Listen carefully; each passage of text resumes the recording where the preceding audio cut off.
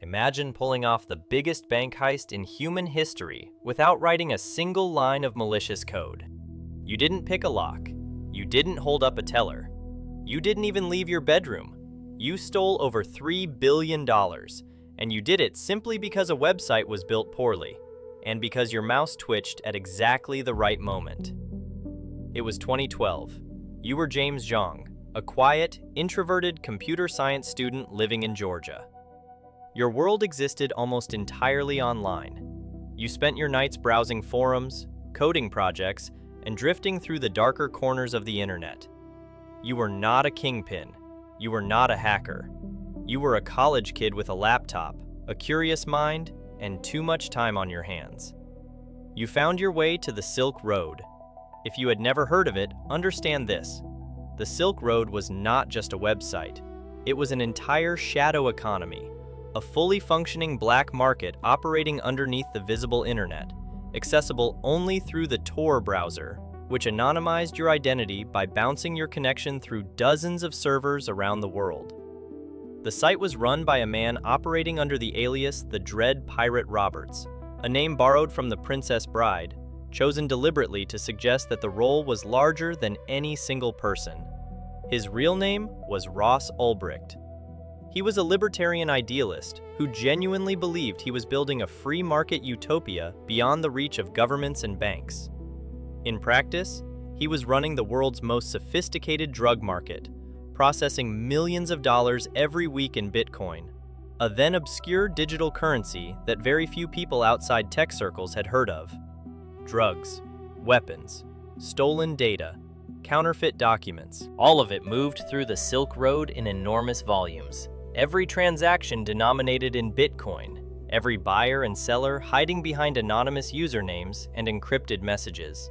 It functioned like a dark web Amazon, except the products could get you arrested or killed. You created an account. Nothing flashy, just another anonymous username lost among thousands. You deposited 500 Bitcoin into your Silk Road wallet. At this point in 2012, Bitcoin was worth around $1 or $2 per coin, so your deposit was worth somewhere in the neighborhood of a few hundred to a few $1,000s. You browsed. You looked around. A few days later, for whatever reason, maybe curiosity, maybe caution, you decided to pull your money back out. You navigated to the withdrawal page. You entered the amount, 500 Bitcoin. You clicked the button to send it to your external wallet. And then your internet hiccuped, or your finger slipped, or maybe you were just impatient. You double-clicked. You checked your external wallet. Your heart did something strange when you read the number. The Silk Road didn't send you 500 Bitcoin. It sent you 1,000. You refreshed the page. The number didn't change. 1,000 Bitcoin sitting in your external wallet. You sent a withdrawal request, and the system processed it twice. You were a computer science student. You understood immediately, with clinical clarity, exactly what had just happened. The Silk Road's withdrawal function did not verify your account balance before executing the second request. The system simply saw a valid withdrawal instruction and honored it, twice. It was not a sophisticated hack. It was not a zero-day exploit. It was a race condition, one of the most elementary errors in software development. The kind of bug that got caught in basic code review. Someone built the most dangerous website on Earth and forgot to put a lock on the vault door. You did not report the bug. You did not log off and pretend it never happened. You sat in that quiet room and you thought. And then you acted. You created 9 additional anonymous accounts across the Silk Road. You funded each one with small amounts of Bitcoin, just enough to make the accounts look legitimate, just enough to trigger the withdrawal mechanism. Then, with a methodical precision, you began clicking. You executed withdrawal requests as fast as you physically could across all 10 accounts simultaneously, hammering the vulnerability over and over again, each click duplicating the transaction, each duplication pulling more Bitcoin out of the Silk Road's central wallets and into anonymous addresses you controlled. In a matter of hours, you drained 50,000 Bitcoin out of the Silk Road. You were suddenly sitting on a fortune, but you were a ghost. You couldn't tell a single person on Earth what you had done. Consider the specific horror of your situation. The 50,000 Bitcoin you just took did not belong to a bank with FDIC insurance. It did not belong to a corporation with a legal team. It belonged to drug cartels. It belonged to professional hackers. It belonged to arms dealers and identity thieves, and the kinds of people who considered murder a reasonable business tool. It belonged, in large part, to the dread pirate Roberts himself, Ross Ulbricht, a man who, it would later emerge, had already commissioned at least one murder for hire when he felt his operation was threatened. These were not people who would file a police report. They would not hire a lawyer. If they traced 50,000 Bitcoin back to a college kid in Georgia, they would send someone to Gainesville with a very specific purpose. So you divided the Bitcoin. You fractured the 50,000 coins across dozens of separate digital wallets, spreading them thin, making the pool harder to drain at once. You stored the private keys, the cryptographic passwords that granted access to each wallet, on multiple physical hard drives. You hid the hard drives. You became a person carrying an enormous secret, and you carried it completely alone. Then, in October 2013, everything changed. The FBI located the Silkroad servers. They arrested Ross Ulbricht in a San Francisco public library. They had to arrest him in a public place and grab his laptop while it was open and unlocked to prevent him from encrypting the contents. They seized the entire Silkroad infrastructure, every server, every transaction record. The blockchain, by its nature, was a permanent public record of every transaction ever executed, and the FBI now had the Silkroad side of the books. They could see exactly how much Bitcoin was in the Silkroad's wallets before November 2013. They could see the massive, inexplicable drain of 50,000 Bitcoin that happened in September 2012. They were going to look for it. You knew this. You watched Ross Ulbricht's arrest play out in the news, and you understood that the government had just inherited the Silkroad's mystery, and they would not let it go. Ulbricht was eventually convicted on all counts and sentenced to double life in federal prison plus 40 years, with no possibility of parole. The judge made an example of him. In 2013, Bitcoin climbed toward $1,000 per coin. Your 50,000 Bitcoin was suddenly worth $50 million. Then the market crashed, as it always did. Then it climbed again.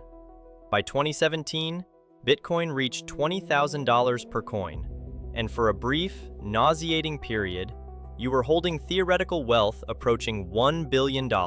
You couldn't walk into a bank and wire transfer the equivalent of hundreds of millions of dollars without triggering immediate scrutiny from the IRS and the Financial Crimes Enforcement Network. You couldn't sell the Bitcoin on a major exchange without providing identification. You couldn't explain to any financial institution where the money came from.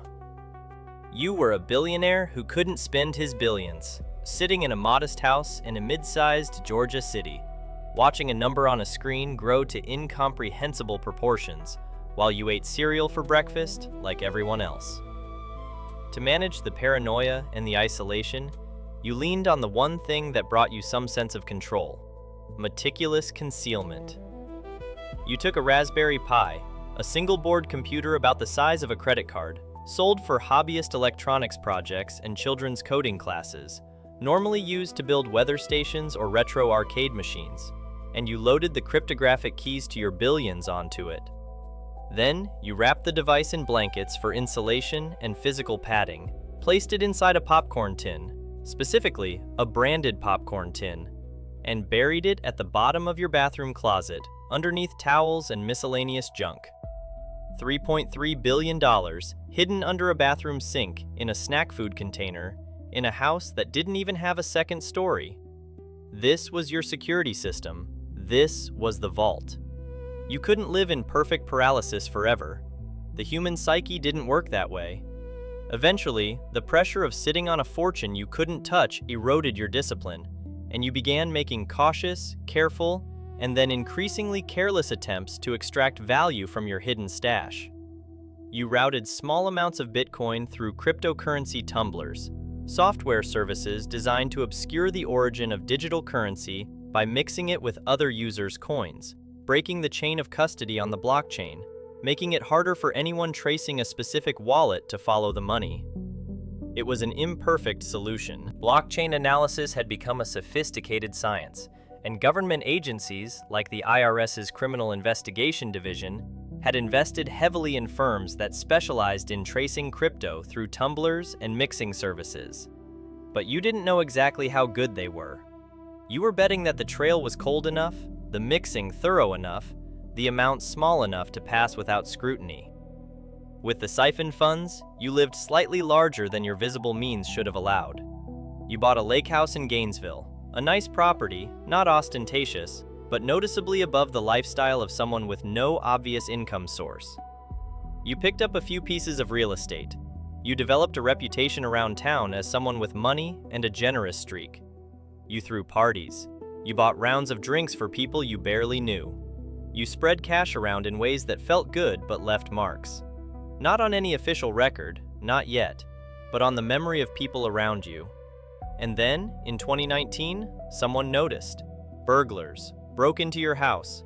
Common thieves, probably opportunists who heard through the local grapevine that the quiet guy in the lake house had cash.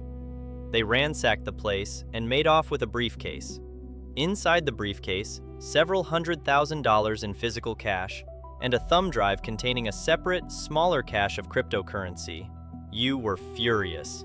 You had spent 7 years living like a monk, terrified to touch your fortune, and now street thieves had walked into your house and taken hundreds of thousands of dollars that you couldn't even report properly, because explaining where it came from would open a box you couldn't close.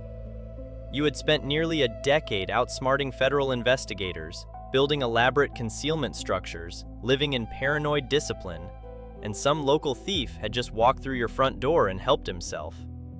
The rage overwhelmed the judgment. You picked up your phone. You called 911. You reported the burglary. And then, because you apparently couldn't help yourself, you told the responding officers exactly what was taken. Hundreds of thousands of dollars in Bitcoin. The local police wrote up the report. They noted the unusually large cryptocurrency claim. The report entered a federal database that flagged financial crimes involving digital currency. For nearly 9 years, a specific IRS criminal investigation special agent, working within a unit dedicated to cryptocurrency-related financial crimes, had been staring at the Silkroad's blockchain records, trying to trace the 50,000 Bitcoin that vanished in September 2012. The Silkroad investigation had spawned dozens of tributaries. The FBI had gotten Ulbricht. They had seized servers, wallets, and records. But the missing 50,000 Bitcoin remained an open wound in the case file, a massive theft that had never been identified. The agent and the team working with them were using advanced blockchain analysis tools, software that could track the movement of specific Bitcoin across thousands of wallets and transactions, following the coins as they were split and recombined, peeled off in small amounts, and tumbled through mixing services. The technology had improved dramatically since 2012. What might have been impossible to trace in the early years of the Silkroad investigation had become, by 2020 and 2021, a matter of patient, sophisticated computation. Tiny fragments of the trail survived, and the investigators followed them. They traced an IP address, one of the addresses associated with the accounts that had been slowly siphoning cryptocurrency from the hidden wallets, to a residential address in Gainesville, Georgia. They cross-referenced the address against publicly available records. They found a name, James Zhong. And when they searched that name in federal databases, they found something extraordinary. A police report, filed in 2019, in which a man named James Zhong reported the theft of hundreds of thousands of dollars in Bitcoin from his home. The man who had evaded federal investigators for 9 years had walked into a police station and handed them his home address. On November 9th, 2021, federal agents, IRS Criminal Investigation, working in coordination with other federal law enforcement, executed a search warrant on the house in Gainesville. They arrived with the tools and authority to conduct a thorough forensic search. They were looking for digital storage devices, hard drives, USB sticks, computers, anything that might contain cryptocurrency wallet keys. They knew the Bitcoin was somewhere physical because that was the only way to truly secure that amount of crypto. Offline, on hardware, out of reach of remote hackers. They searched the house, room by room. They pulled apart the obvious places. They found nothing extraordinary in the main living areas, nothing in the bedroom, nothing in the office. Then they searched the bathroom. They opened the closet. They found on the floor, pushed to the back, a popcorn tin. They opened it. Inside, wrapped in cloth for padding, was a Raspberry Pi single-board computer, a $40 hobbyist device. On that Raspberry Pi were the cryptographic keys to 50,676 Bitcoin. At the exact moment the agents executed the seizure, Bitcoin was trading at approximately $65,000 per coin. The total value of the seized cryptocurrency was $3.36 billion. It was, at that moment, the single largest cryptocurrency seizure in the history of the United States Department of Justice, larger than any previous seizure by an enormous margin, a number so large it would have placed it among the biggest financial recoveries in the history of American law enforcement, of any kind, involving any asset. The decade collapsed into an afternoon. The secret you carried alone for 9 years was now a federal case. You were indicted on a single count of wire fraud. But here's where the story took its final, unexpected turn. You cooperated fully. You handed over everything. You gave the government complete access to every wallet, every fragment of the hidden stash. You did not fight extradition, did not hire teams of attorneys to construct elaborate defenses, did not drag the case through years of motions. You pleaded guilty.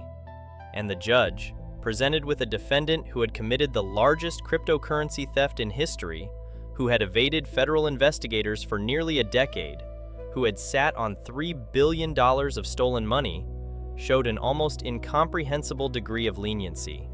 Because of the cooperation, because of the full surrender, because you posed no further threat and had already handed back more money than most federal seizures would ever see in a lifetime of prosecutions. The judge sentenced you to 1 year and 1 day in federal prison. 1 year, 1 day, for $3 billion. You went to prison, served your time, and came out the other side of the most extraordinary financial story of the cryptocurrency era. A man who stumbled into a multi-billion-dollar exploit through a double-click, hid a fortune that kept growing past all comprehension, outwitted the most sophisticated financial investigators in the world for the better part of a decade, and then destroyed everything with a single phone call to a local police non-emergency line. Ross Ulbricht, the man who built the Silkroad, spent the rest of his life in federal prison. Though he was ultimately pardoned by President Trump in January 2025, walking free after over a decade of incarceration. The dark web empire he built, the one you quietly robbed blind from his bedroom in Georgia, became a historical artifact, a cautionary tale about anonymity, hubris, and the strange, rigid permanence of the blockchain. And you? You became the most expensive lesson in the history of cybercrime. A man who was genuinely smarter than the system, smarter than the criminals, smarter than the federal agents chasing him for 9 years, and who, in a single moment of furious, wounded pride, picked up a telephone and told the government exactly where he lived. The biggest heist in history. The cleanest concealment in cryptocurrency forensics. Undone by a 911 call. If you found the glitch, and you held the fortune, and you lived with the secret for 9 years, what would you have done differently? Tell me in comments, and please like this video and subscribe to Oddly Accurate. And we will see you in next video.